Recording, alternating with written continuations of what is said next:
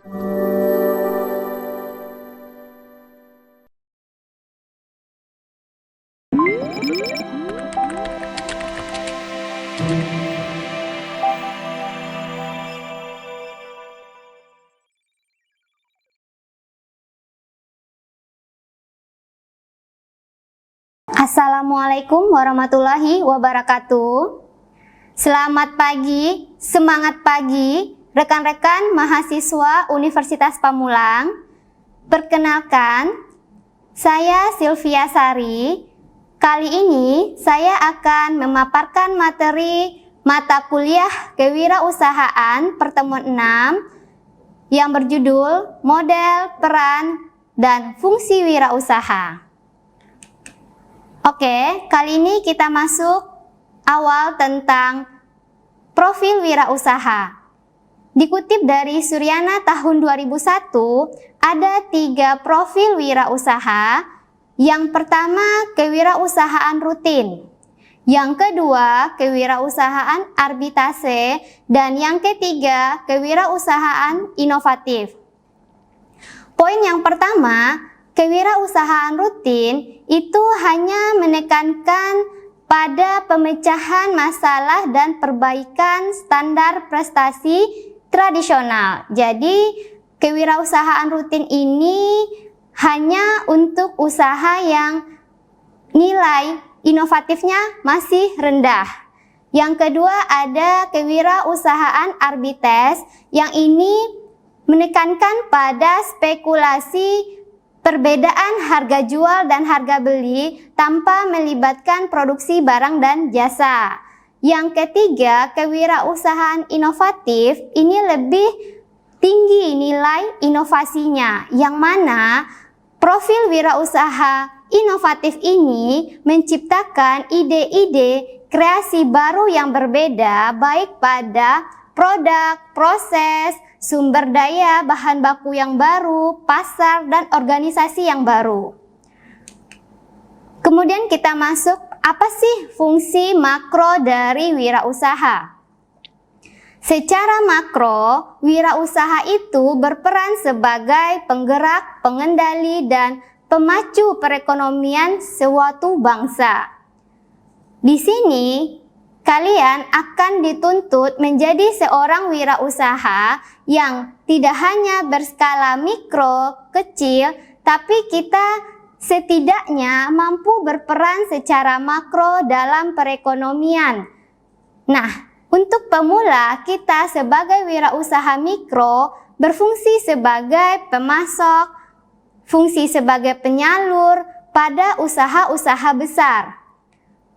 Wirausaha yang sifatnya UMKM ini memang jumlahnya sangat banyak, sehingga bisa banyak menyerap tenaga kerja dan menyerap sumber daya lokal, sehingga bisa menjadi wirausaha tangguh yang nantinya bisa mengatasi pengangguran.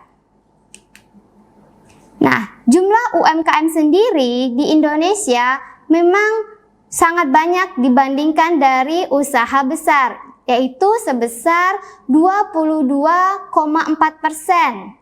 Namun, tidak semua UMKM ini disebut sebagai wirausaha, sehingga nantinya kita akan belajar bagaimana UMKM ini bisa berkarakter wirausaha. Karena syarat minimum sebuah negara bisa menjadi negara maju itu harus minimal jumlah wirausaha dari penduduknya itu 2%. Ini berdasarkan penelitian ilmuwan Amerika David McClelland. Nah, sebenarnya apa sih wirausaha itu? Ternyata wirausaha itu lebih dari sekedar berusaha.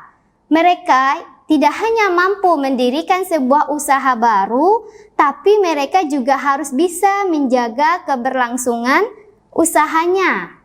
Ciri-cirinya sudah kita pelajari dari pertemuan 1-5 kemarin. Kreatif, inovatif, berani, bertanggung jawab, dan segala macam. Selain itu, fungsi wirausaha secara makro juga berfungsi sebagai sarana pendistribusian pendapatan nasional.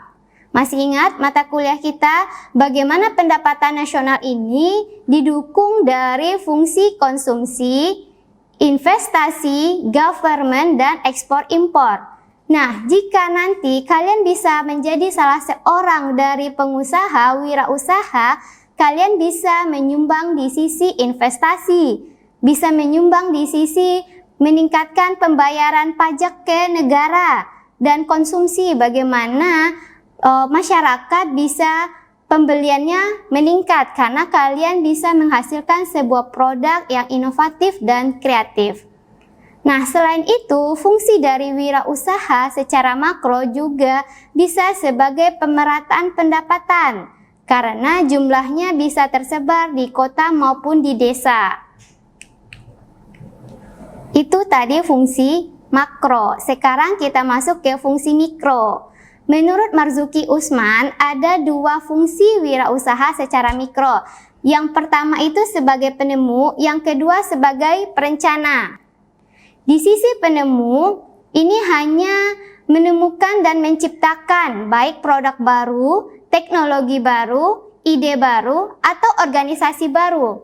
Tapi di sisi perencana, fungsinya lebih besar. Bagaimana seorang wirausaha merancang perencanaan usaha, strategi perusahaan, ide-ide dalam perusahaan, dan menciptakan sebuah organisasi perusahaan.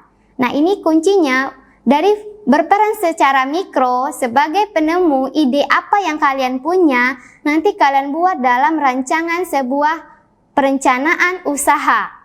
Fungsi mikro jika diteruskan akan berkembang besar sehingga bisa berfungsi secara makro ke perekonomian Indonesia.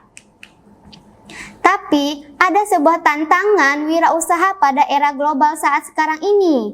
Semakin terbukanya, persaingan juga semakin besar. Kita tidak hanya bersaing tentang sumber daya alam. Di Indonesia ada rotan, di Malaysia juga ada rotan. Di Indonesia ada songket, pembuatan kain tenun, tapi di luar negeri juga ada pembuatan kain tenun. Tinggal sekarang bagaimana si pengusahanya mengolah rotan ini menjadi sebuah produk yang kreatif. Setiap orang punya ide kreativitas. Tangan pun kalau si A membuat sebuah produk pasti berbeda hasilnya dengan si B.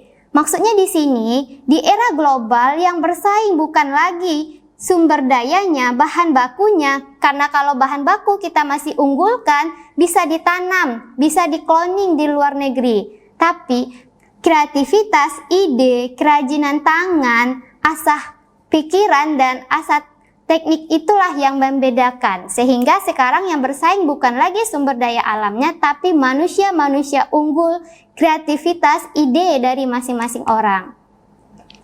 Jika sebuah negara memiliki keunggulan bersaing, negara inilah yang mampu memenangkan persaingan di era globalisasi.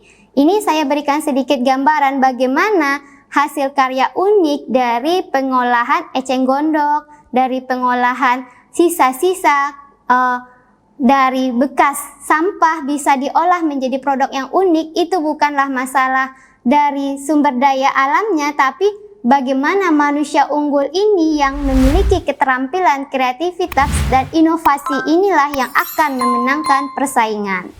Oke, sampai di sini dulu materi pertemuan 6. Terima kasih atas perhatiannya. Mohon maaf kalau ada kesalahan.